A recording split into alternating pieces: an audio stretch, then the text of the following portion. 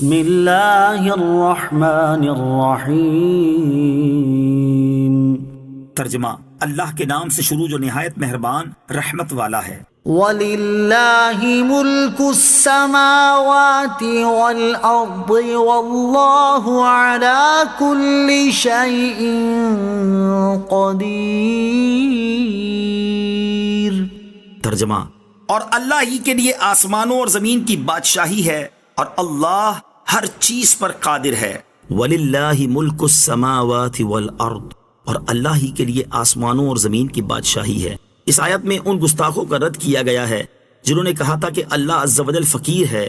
ان کے رد میں فرمایا گیا کہ جو زمین و آسمان کے دائرے میں آنے والی ہر چیز کا مالک ہے، اس کی طرف فقر کی نسبت کس طرح کی جا سکتی ہے؟ اللہ تعالیٰ کی شان۔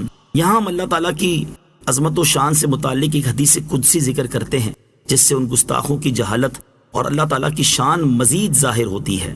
چنانچہ مسلم شریف کی حدیث ہے، حضرت ابو ذر رضی اللہ تعالیٰ عنہ سے روایت ہے، نبی کریم علیہ الصلوۃ والسلام نے فرمایا، اللہ تبارک و تعالیٰ ارشاد فرماتا ہے، اے میرے بندو، میں نے اپنے اوپر ظلم کو حرام کیا ہے، میں نے تمہارے درمیان بھی ظلم کو حرام کر دیا، لہٰذا تم ایک دوسرے پر ظلم نہ کرو۔ اے میرے بندو، جسے میں ہدایت دوں اس کے علاوہ تم سب گمراہ ہو، اور اس لیے تم مجھ سے ہدایت طلب کرو، میں تمہیں ہدایت دوں گا۔ اے میرے بندو، جسے میں کھلاؤں اس کے سوا تم سب بھوکے ہو، تو تم مجھ سے کھانا طلب کرو، میں تمہیں کھلاؤں گا۔ اے میرے بندو، جسے میں لباس پہناؤں اس کے علاوہ تم سب بے لباس ہو، لہذا تم مجھ سے لباس مانگو، میں تمہیں لباس پہناؤں گا۔ اے میرے بندو، تم سب رات دن گناہ کرتے ہو اور میں گناہ بخشتا ہوں، تم مجھ سے بخشش طلب کرو، میں تمہیں بخش دوں گا۔ اے میرے بندو، تم کسی نقصان کے مالک نہیں ہو کہ مجھے نقصان پہنچا سکو، اور تم کسی نفع کے مالک نہیں کہ مجھے نفع پہنچا سکو۔ اے میرے بندو، تمہارے پہلے اور آخری، تمہارے انسان اور جن تم میں سے سب سے زیادہ متقی شخص کی طرح ہو جائیں، تم میرے ملک میں کوئی اضافہ نہیں کر سکتے، اور اگر تمہارے پہلے اور آخری، تمہارے انسان اور جن تم میں سے سب سے زیادہ بدکار شخص کی طرح ہو جائیں تو میرے ملک سے کوئی چیز کم نہیں کر سکتے۔ اور اے میرے بندو، تمہارے پہلے اور آخری، تمہارے انسان اور جن کسی ایک جگہ کھڑے ہو کر مجھ سے سوال کریں اور میں ہر انسان کا سوال پورا کر دوں تو جو کچھ میرے پاس ہے اس سے صرف اتنا کم ہوگا جس طرح سوئی کو سمندر میں ڈال کر نکالنے سے اس میں کمی ہوتی ہے۔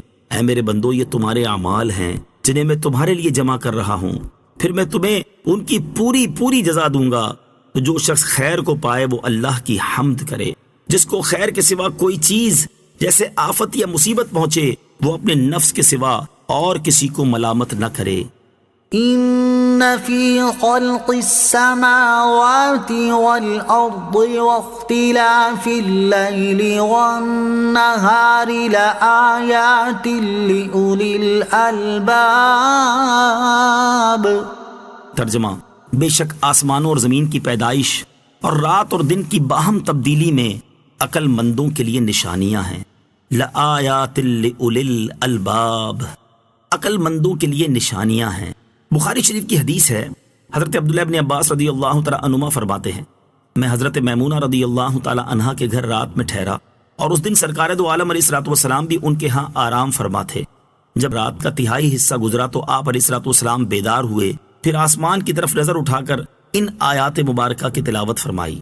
ایک روایت میں ہے کہ تلاوت کے بعد ارشاد فرمایا، اس پر افسوس ہے جو یہ آیت پڑھے اور اس میں غور نہ کرے۔ سائنسی علوم حاصل کرنا کب باعث ثواب ہے؟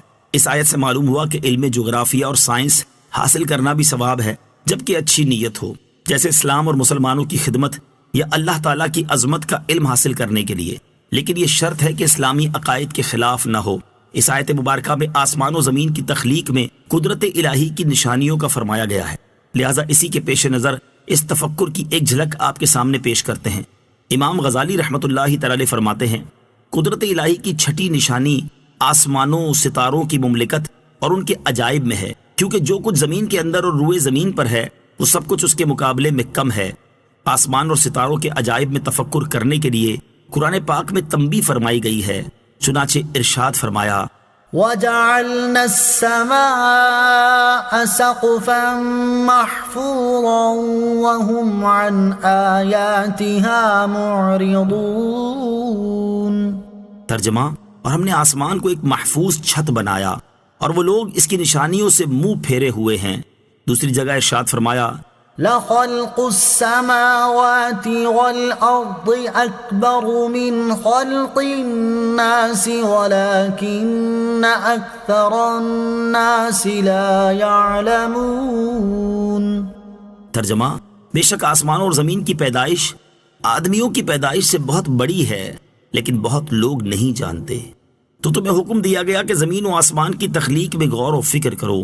آسمان کی نیلاہٹ اور ستاروں کی ٹمٹماہٹ کو دیکھ لینا غور نہیں کہ یہ تو جانور بھی کر لیتے ہیں، بلکہ مقام افسوس تو یہ ہے کہ تو اپنے عجائب اور اپنی ذات کو جو تیرے پاس ہیں اور وہ زمین و آسمان کے عجائب کے بنسبت ایک ذرہ بھی نہیں جس کو تو پہچان سکتا، تو پھر زمین و آسمان کے عجائب کو کیسے پہچان سکے گا؟ تجھے بتدریج معرفت کے درجات پر ترقی کرنی چاہیے۔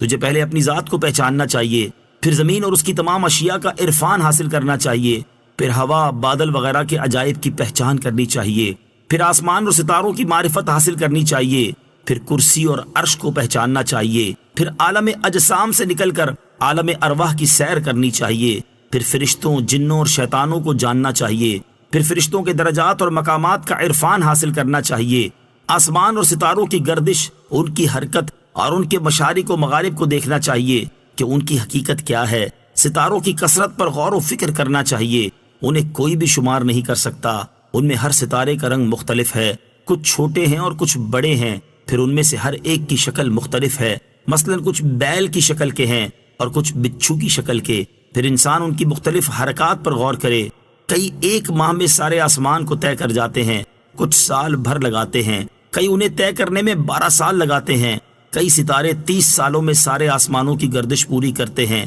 اکثر ستارے 30,000 سال میں سارے آسمانوں کی مساحت طے کرتے ہیں۔ جب تو نے زمین کے کچھ عجائبات کو جان لیا تو یہ بھی سمجھ لے کہ عجائبات کا فرق ہر ایک چیز کی شکل کے اختلاف کے مطابق ہوتا ہے، کیونکہ زمین اگرچہ اتنی وسیع ہے کہ کوئی اس کی حد کو چھو نہیں سکتا، مگر سورج زمین سے بڑا ہے۔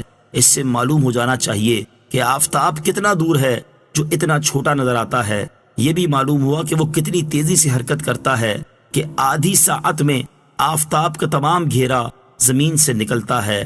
یوں ہی آسمان پر ایک ستارہ ہے جو زمین سے 100 گنا بڑا ہے، وہ بلندی کی وجہ سے چھوٹا نظر آتا ہے۔ ایک ستارہ اگر اتنا بڑا ہے تو سارے آسمان کا اندازہ لگائیں کہ وہ کتنا بڑا ہوگا۔ ان سب کی عظمت و بزرگی کے باوجود تیری نگاہوں میں چھوٹا کر دیا گیا تاکہ تو اس سے مالک حقیقی کی عظمت و فضیلت سے آگاہی حاصل